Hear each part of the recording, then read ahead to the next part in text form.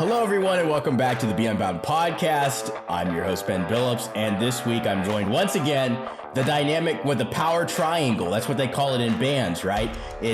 I'm joined once again by Victoria and Jonathan, and this week we're here to discuss majors and whether or not they matter. And before we just jump into the topic, I just want to remind you guys that we still have a free video series available for Navigate. You can go to beunbound.us/navigate to sign up for a free 4-part video series. If you like that video series, it is a preview of our Navigate course. And so when you watch those, you get a taste for the Navigate course. And also as an Unbound student, you qualify for a 50% discount on the regular price. So if you haven't checked it out yet, I highly recommend that you do. It's all about decision making, how to make decisions with confidence, and how to live in a way that honors God, but that also is, empowering. So I think it's a great course. A lot of our students called it life changing. So you might want to check that out. Go to beunbound.us/navigate. So I think let's just go ahead and get into it. And I think Victoria, given that you're actually the person doing a lot of our advising right now for our new students,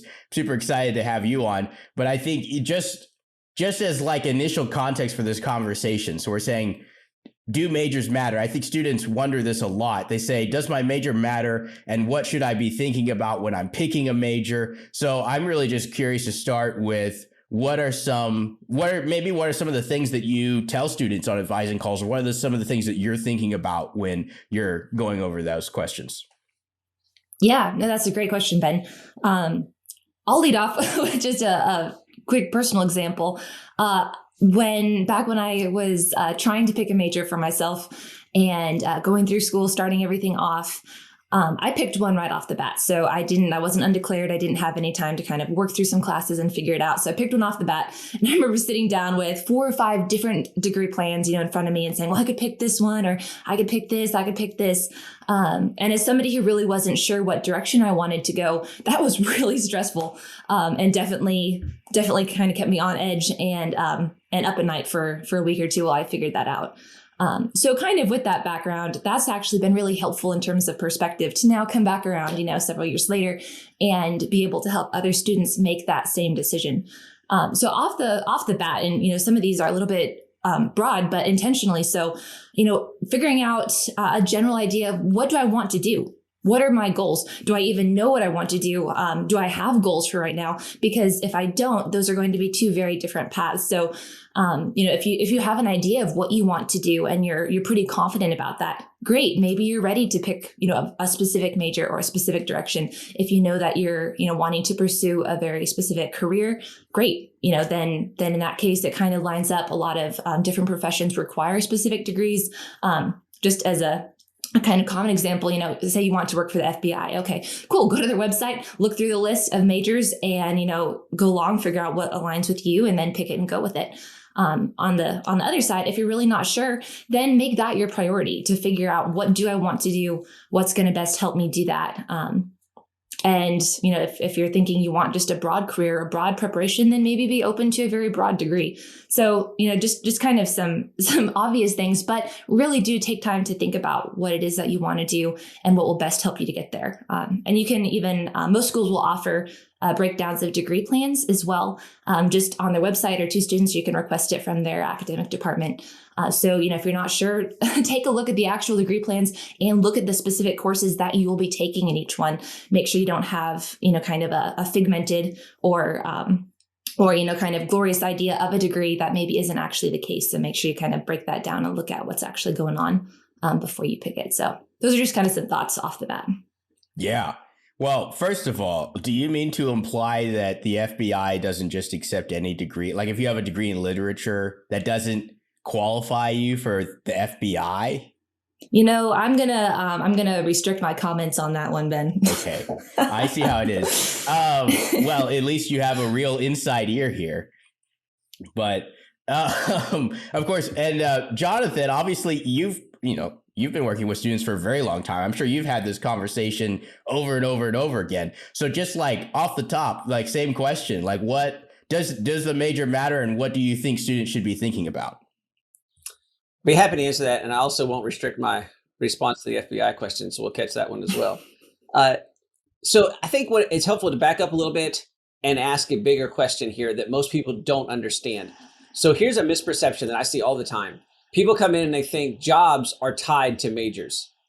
And the reality is that that's true, but that's not the truth. And what I mean by that is that some jobs are tied to majors. Most jobs are not tied to majors. So the first question you have to ask is not what major I need. It's, do I have interest in a field that's going to require a major? And that's pretty easy to figure out, because if you want to go into nursing, you're going to need a nursing major. You're going to need to go to a nursing program. If you want to go into engineering, you're going to need an engineering background. You can get to both of those places through other routes later, but that's the fastest and easiest way to go. But let's say that you said, well, I definitely don't want to be a nurse, and I definitely don't want to be an engineer. Well, at that point, your majors matter much, much, much less. The field is much more open. And so, like, let's use the example of the FBI. Let's say you wanted to go to the FBI. Victoria's advice is absolutely spot on, right? You should go to their place and you see what majors they want, because they do. They have certain majors that they want. That's absolutely correct. And literature won't help you as much. But let's say that you went through and you got a business degree and then you decided that you want to do the FBI. Well, here's the deal. Depending on where you work in the FBI, that's not a problem that is irreversible. So, for example, if you wanted to be an FBI agent, the most important thing is how much law enforcement experience you have. Lots and lots of local and state and county law enforcement agencies will hire you with a business degree. That's not a problem. So now it's just going and getting a job with local law enforcement and doing that for several years and then applying to the FBI. You're going to have to do that anyhow, and your degree is much less important there. Or it could be that you really want to do a special branch of the FBI. Well, in that case, you say, well, I got a master's degree. It's very easy to go back and get a psychology master's on top of a master's major at a bachelor's level. And then you're still qualified, perhaps even better qualified to go to the FBI. So again, you can kind of take a different route to get there. So the point there is that make those broad decisions first. You know, do I have a field that I want to go into that requires a specific kind of training? In my experience, that's pretty much nursing and engineering. After that, what you major in is much less important long-term than most people think. Mm-hmm. Absolutely. That makes sense. Yeah. And that's been my experience as well, is effectively, and almost in almost every case, experience trumps all. And so it's like, if you can find a way, it's like you earn a degree, but if you can find a way to get experience in the thing that you actually want to do, you're ahead of the pack, period. End of story. And so that's a really important thing to keep in mind. And so that's maybe one misconception is maybe there's a tendency to overemphasize the importance of the degree, right? To say, okay, the actual subject matter that I'm selecting is so incredibly important. But I guess, are there any other misconceptions that come to mind for either of you guys when you're thinking about just degrees and selecting majors? Well, first of all, this idea that, there's an outsized emphasis on it, like you have to pick the right major. You have to have the right one. So you can de-stress a lot if you realize that, no, that's not necessary. I'd say the other misconception is that it's always most useful if you pick a major that's exactly the same as what you want to do. And I see this a lot. Like, in other words, I want to go into business, so I should be a business major. Or I want to go into music, so I'm going to be a music major. Sometimes that's the right choice. But sometimes you can get a lot more out of your education if you'll think of this from a hybridization standpoint, right? So I want to go into music. Well, great. What kind of music do you want to go to? If you want to go classical performance and teach music, you need a music major. But if you actually want to perform on stage, then get on stage as often as possible, get on YouTube as often as possible, and go get a degree in marketing or communications, something, or even literature, something that teaches you how to write better song lyrics or get your name out in front of people or tell a better story with your music. In other words, you've already got the music skills that you need. You're not going to ever get on stage because you had a degree in music if you're just trying to be a performer, right? You get on stage because you're a great performer. So use your college education as a way to build another set of skills that'll help you do even better with whatever you're doing. So I think that's the thing that I see a lot, is that people think, I have to major precisely in exactly what I want. I see a lot of people say, well, I want to work at a hotel, so I need a hospitality management degree. That's probably a really limited degree. Much better to get a communications degree, a business degree. In other words, the big misconception here is that you have to be really specialized. At bachelor's level, broad is better than specialized. If you want to specialize, save that for your higher degrees, master's, doctorates, those kinds of things. Yeah, that makes sense. Does anything come to mind for you, Victoria? Yeah, actually just building off of what both of you said, Ben, you made a really important point. when you said experience is king and that, that ultimately trumps all, I think one misconception that a lot of students enter college with and enter higher education with is the idea that I'm gonna go to the right school, I'll graduate with the right degree, and the world will hand me my job, and the world will go, it'll be peachy, it's gonna all work out fine. And reality is, you might have exactly the major for the career you want, and that does not mean that the company will hire you. Does not mean that you're going to step out of college and someone's going to hand you your diploma and a job at the same time. So I think really focusing on building in the experience aspect is key. So just realizing your degree is not, a gateway or a ticket to the life you want, which is what a lot of people kind of think that college will do for you. And then tagging off of what Jonathan said too, just remembering that you're not stuck. I know that's something I definitely fell for as a student. And as a young adult, is just that idea that, if I get into, this or X or Y, then I'm stuck there. And that's something that mentors and friends have really helped me with, is realizing, no, you're not stuck. So, a lot of people would go into something kind of with that idea that, if I pick this, then, that's it. I'm kind of stuck there. So just realizing that's also not the case. And you do have flexibility to change or to pivot or to build on things as well. So. Yeah. And something that kind of something unexpected that I learned in the process of selecting my own major was just sometimes undergraduate degrees are connected to graduate degrees in ways that are not obvious. So my original plan was to go into law school, and I had an interest in economics from high school, but everybody was telling me, oh yeah, economics is a phenomenal major for law. If you want to go into law, which is it seems really strange, but all these lawyers were like, yeah, definitely an econ undergrad is a great way to go. And it was just one of those, I ended up not going to law school, so I can't actually confirm their claims, but that's what I was told. I was like, oh, well, that totally opened my eyes. I don't need a degree that's directly related to the field I even want to go to graduate school for, if that's something that I'm interested in doing. So Ben, I can actually confirm and go one better, having worked at a college. When you say, you don't have to have the direct major. Our pre-law advisors at the school I work for told students not to major in pre-law because it would be better for them to have a wider base in something else. In fact, better to major in whatever field of law they thought they were going to get into. But even so, having that diversity was much more important, and then pick up a few law type classes as electives. And then here's the one that's very surprising. I actually know more people who went to med school without a biology major than with a biology major. And so med school is the same way. There's a certain set of classes you have to take. So, if you're going to be an English major and go to med school, you still have to take organic chemistry somewhere along the line. But again, lots of times that variety was more helpful, more attractive to medical schools than somebody got a straight, pre-med focus or something like that. So you still have to take some undergrad science classes. But I know lots more students who went to medical school without biology majors than with them. So that's not always the straight line that people think it is. And along with that, what Victoria said, that means that there's more flexibility if you decide to change your mind, right? And so that should be a depressurizing statement. It should be lessen your stress about choosing a major. Yeah.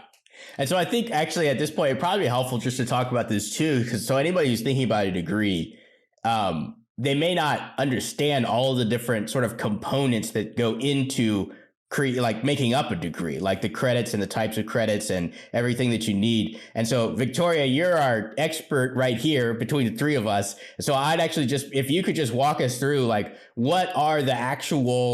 what goes into a degree to create. It's all right, I have a diploma, but what's behind that? Yeah, no, absolutely. So I'll just kind of do, again, just a broad strokes overview of this, but most bachelor degrees, are comprised of about 120, 128 credit hours, is typically the way that that's designed up. A lot of people go into that thinking that, the main chunk of classes I'm going to take is going to be my major, the thing that I'm focusing in. And that's actually not true. That's about a fourth of the degree. The rest of the degree is made up of general education requirements, school-specific requirements, electives, that sort of thing. So typically speaking, a student will take around 30-ish credits of major classes, like core requirement classes for their specific major. They're also going to take a set of general education classes. That's basically your liberal arts education. So making sure that you are, more or less able to function in society in math and science and language and history, whatever the case may be. And so a lot of times going into a school, those are the classes with, depending on the size of the school, potentially up to hundreds of classmates in that, US History 1, English 101 class that you're taking. Schools also have school-specific courses that often need to be taken. Those are things that might differ from school to school. So, across the board, your general ed credits will kind of be the same, depending on the school you go to. Those aren't really going to change that much. School-specific courses, on the other hand, might change. So, to pull Liberty as an example, there are specific, Bible classes that every Liberty student has to take that maybe somebody going to Harvard would not have to take. And then, obviously your major core classes. And there's also a lot of room in most degrees for electives. And depending on how specific your degree is, you may or may not have, a ton of room. But those are places often to take advantage of, broadening your degree, or if there are specific classes that, hey, I'm an English major, but I really want history classes. Cool. Fill all those, into your electives as much as is possible. And so those are just, as they sound, those are broader courses that don't necessarily have to have anything to do with your degree, but give you some room to kind of play around. So it's more or less kind of a rough breakdown of how that works. Yeah. And I remember too, having this moment when I was a student in the program. I got my degree plan. I got started taking some courses. I think I had done 2 or 3, and then I had like a more in-depth advising follow-up call or something like that. And basically I was talking to the advisor and I was like, yeah, I really didn't like this one test that I took, or this one course. And he was like, oh, well, if you didn't like that, well, then I'll take this other thing off your degree plan. I'll put something else in there. And that just like blew my mind. I was like, you mean I don't have to take this course? And he's like, no, like this other course you'll probably like more will actually fulfill that requirement. And that's when I realized how customizable these things actually can be. And so it's like, all right, well, so even outside of electives, sometimes depending on the degree and especially depending on the target institution you're going to, there might be a wide variety of courses that will actually fulfill a specific requirement outside of an elective. So absolutely. And there are specific schools too that really cater to that as well. So there are some schools that are going to be very specific and they won't have very much flexibility. They won't let you transfer in very much. There are other schools, and those are a lot of the schools that we partner with, that are very, very flexible. They're designed for, accelerated distance learning. They're designed for adult learners in a lot of cases. And so there is typically a lot of flexibility in how much you transfer in and what that looks like. Yeah. And so we've talked about this a little bit, and I'd like to hear from both of you guys, just like so like, let's say you are interested in like a very specific field. Maybe it's nursing, maybe it's engineering, law, what have you. Maybe there's graduate requirements, whatever. And essentially there's like a few different paths you can take. But I think the first thing to think about is, how do you determine if you are in a position where you really need specific qualifications? And then the second part of that question is, what is the role of like certifications or even like trade training, as opposed to straight degree? So I'm just curious. Well, starting with your last question first, which is trades, training, and certifications and those kinds of things. This is, we should probably give full warning here and say that this is a bit of a soapbox for all of us in kind of understanding of what's happening with higher education, and to understand that you have to step back a little bit, and that higher education is not changing as fast as society is changing. And therefore there's a mismatch. It's not functioning the way everybody wants it to function. And it's pretty important for people to understand that. Higher education used to be a mark of exclusivity. There were not a lot of people with higher education degrees. Those people were highly trained, and therefore they had really measurable, noticeable value to whatever organizations picked them up. So a couple of things have happened. One is that the supply has grown dramatically. Lots and lots and lots of people have college degrees now. And 2 is that the pace of change because of modern technology quickly obliterates 2 things: what people understand they know they need, because it creates all kinds of new needs, and also sort of the definition of what it takes to be smart. So one of the marks of a higher education degree in the past was that this person has a lot of stuff in their head, which is very efficient because getting new information is really difficult for us. Of course, that's not the case in today's world, right? And so now the most important skill is how quickly can you learn something new, because technology obliterates things so fast and causes so much change that you have to constantly be learning. And it's not clear to employers, especially, how well a degree does that. And so when you come to somebody and you say, I have a degree, that now means very little to the people doing the hiring. And the best example for this is marketing. If you come to me, we run a company where marketing is really important. And if you come to me and say, I have a degree in marketing, I don't know what that means. I have no idea. In fact, what that probably means is that you have some very outdated marketing ideas, that your school has not shifted fast enough to keep up. Because look, we just started a bunch of marketing efforts last summer, and some of those are outdated already. I mean, that's how fast marketing stuff changes. And so that's not particularly useful to me. On the other hand, if you come to me with a certification that you earned just very recently that says you have specific skills in Instagram marketing, that's very useful to me, especially if I think that other companies have gotten value out of those employees who have those. More importantly, things like, I don't know about having a certain body of knowledge. If I'm not hiring an engineer or a nurse, I don't care so much that you have specific information, because that information is probably useless to me. I have new information that's coming in so fast. It's your ability to learn. But I do want to know, can you work well in a team? Do you have great communication skills? Do you have great leadership skills? Do you have great, those kinds of things? And college degrees don't portray that. But if you come in and say you have a leadership certification, and I go and check out the qualification of leadership certification, and it says this person learned communication skills and these skills and these skills and these skills, I'm like, oh, that's really helpful. And if I look and see, oh, this person did a bunch of real work and worked a real job, that's very useful. Those kinds of things become infinitely more important to me as an employer than the degree itself. So when you ask about the power of certifications, I think that the power of certifications are that they are able to give a measurable proof that somebody has the kind of skills that employers actually need today. And certifications can change quickly enough to keep up with those needs, whereas a degree doesn't. So while lots of big companies still maintain a degree as a baseline, you'll find much smaller companies don't care as much anymore, because the value of the degree is much more uncertain. And so you should keep that very firmly in mind as you're thinking about your investment in your education, how much you invest, how you go about it, and then what kinds of additional certifications will actually make you very attractive on the job market. Mm-hmm. Yeah, no, I would just echo what Jonathan said on that. I know we talked earlier about different fields that require specific majors, and Jonathan's kind of contrasting that with certifications. Certifications are kind of a hot topic right now. There are a lot of places, Google being a primary one, that are starting to offer certifications, and a lot of big organizations that are jumping on that bandwagon and really honoring that and focusing on that with their employees. Just to kind of bring this to, a slightly different side of this for just kind of practical student. If you're looking at a degree, you're not sure if you need a specific degree, ask, start doing research. There's a lot of assumptions. And I know this from experience too, as young adults, we assume a lot. A lot of times, Jonathan mentioned, information is outdated. That can be true, especially if you're talking, with, maybe somebody who's not actively in, a particular field anymore. Oh, they worked in that 20 years ago. Well, things have changed. So really be intentional about reaching out to people who are working in that right now, people you respect, people you would want, your career to look like. Reach out to companies that you'd be interested in, the idea of what they do. Talk to their HR department and figure out, what are your requirements? What degree requirements might you have? Are there certifications that your employees are taking? Just, do the research on that front.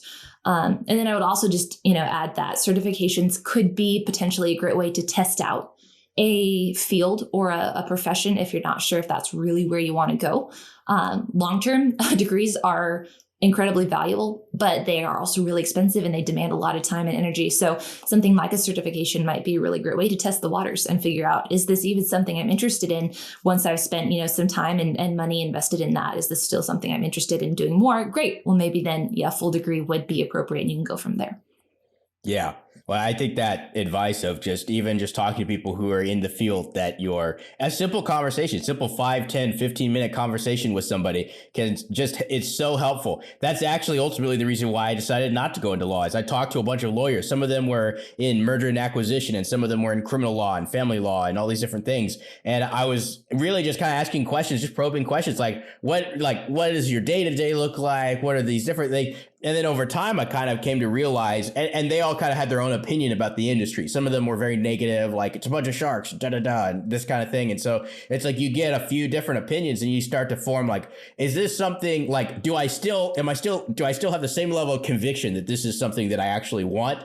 Because, and then is that really something do I want to invest in that specific degree path, or would a little bit more exploration be helpful?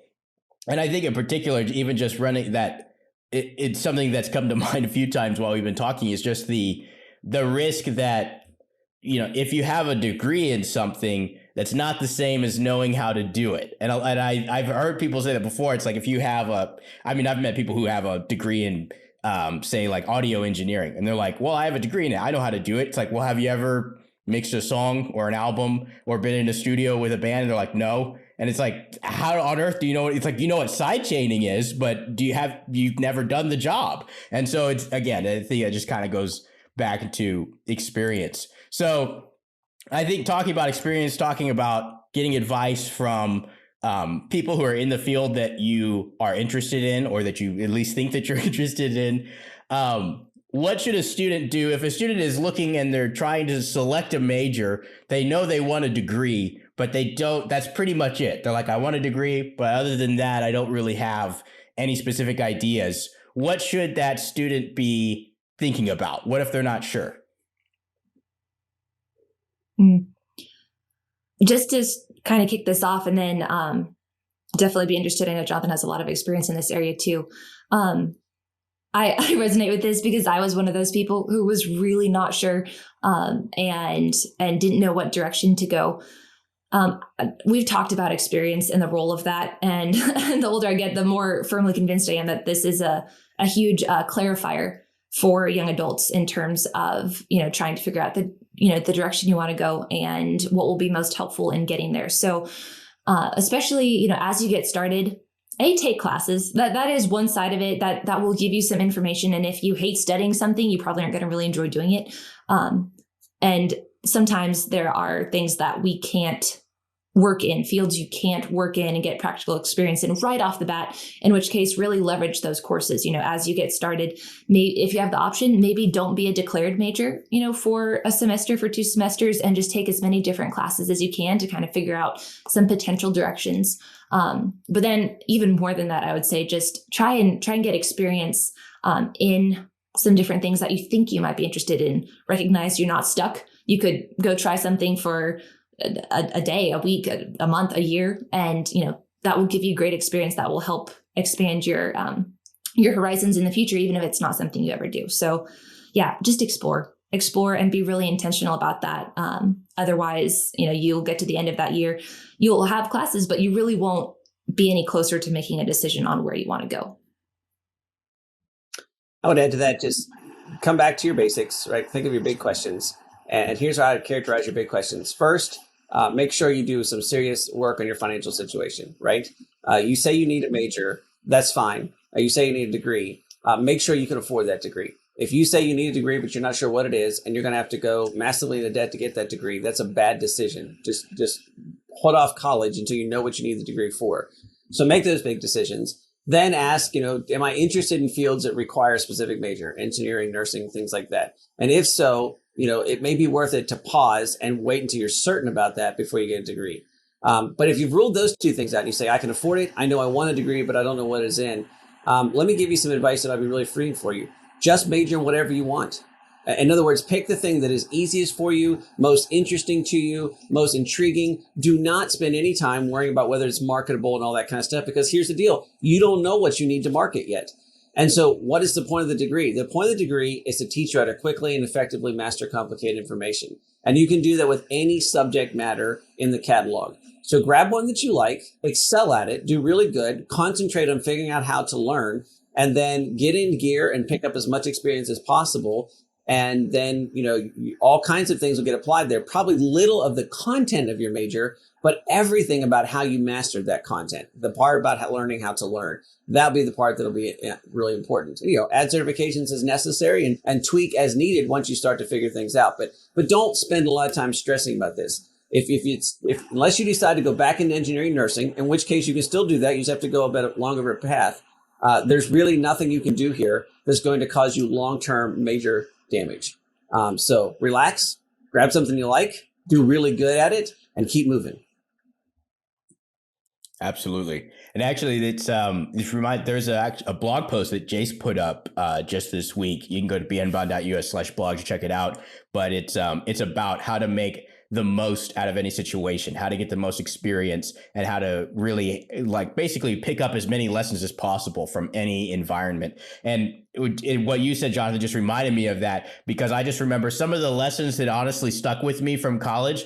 Just like you said, it wasn't the content of what I was learning. It was figuring out what kind of paper my professor wanted to read. It's like, okay, well, I think this is a pretty good paper, but my professor seems to be looking for something else. So then you start to do that process of figuring it out. And it's like, later when you're in the workforce and you have a boss and you're trying to figure out what they want, that's going to come in handy. And so I think some of those lessons are unexpected, and that's the type of stuff that sticks. Or at least that's what stuck for me. And that's what you were describing. Well, this has been a really fruitful conversation, and I appreciate both of y'all's time and expertise. I hope that for those of you listening, that this was had some helpful insight for you. Just like I mentioned at the beginning of the podcast, you can go to beunbound.us/navigate. The Navigate course actually has a ton of principles, like some of the things Jonathan were talking about, that can help you make decisions like which major you should pick, but it can also help you make other life decisions, about which job to take, which part of the country should I be living in. Any major life decision you're considering is something Navigate can help you with, and picking your major is one of them. So if this conversation was interesting to you, if you want to dive further into different principles of decision making, visit beunbound.us/navigate to learn more about that today. And we will catch you guys next week.